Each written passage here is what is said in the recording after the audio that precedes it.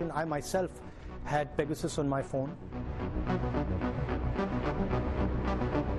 We've also heard of the attack on minorities, the attack on the press. We're facing an attack on the basic structure of Indian democracy.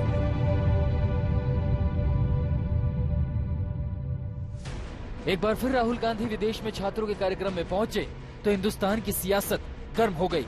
Rahul Gandhi ने कश्मीर का जिक्र किया, Pulwama attack की बात की, लोकतंत्र पर चर्चा की। Kashmir is a state which is insurgency prone, right? There's a lot of violence. There's been quite a lot of violence for many years. In fact, that picture there is me putting flowers on the spot where almost 40 soldiers were killed by a car bomb some years back.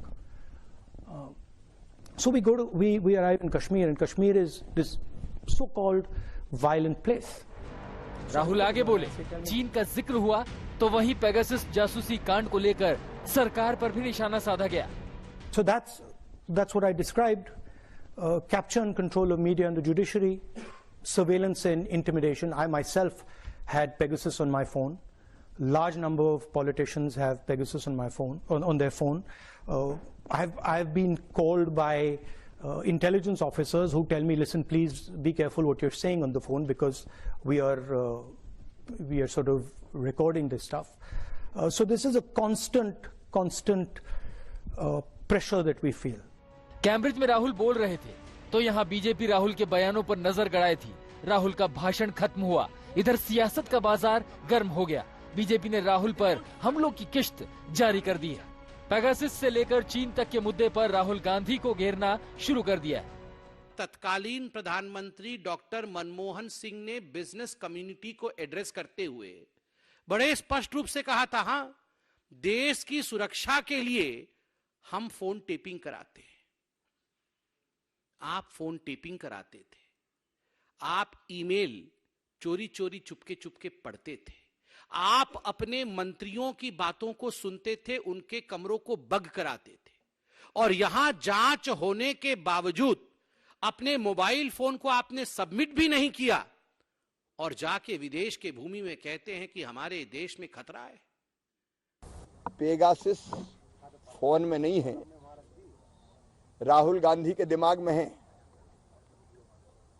Congress के DNA में घुस गया Pegasus. मुझे तरस आता है इनकी बुद्धि पर। ये विदेश की धरती पे जाके हमारे देश के खिलाफ बयानबाजी करते हैं। कांग्रेस का नया एजेंडा है, विदेशों में भारत को बदनाम करो। बीजेपी के पास आरोपों की लंबी लिस्ट है। मसलन राहुल ने पुलवामा का जिक्र किया तो पाकिस्तान के आतंकवाद पर सख्त रुख क्यों नहीं दिखाया?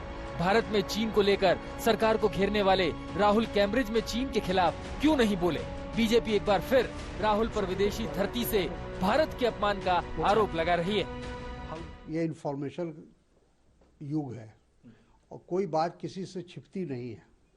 अगर राहुल गांधी नहीं कहेंगे तो कोई और कहेगा और बात लोगों तक पहुंचेगी।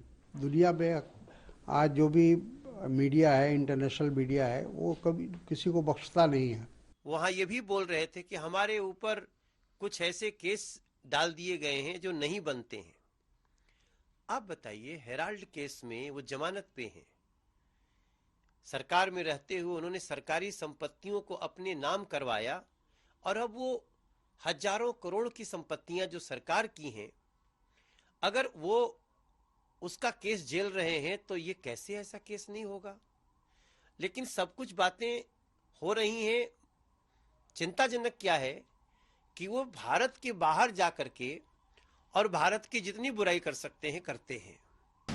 बहरहाल राहुल के बयानों ने एक बार फिर देश की सियासत को गर्म कर दिया है। बीजेपी एक एक बयान का पोस्टमार्टम कर रही है तो वहीं कांग्रेस राहुल के बचाव में पूरी तरह से मैदान पर है।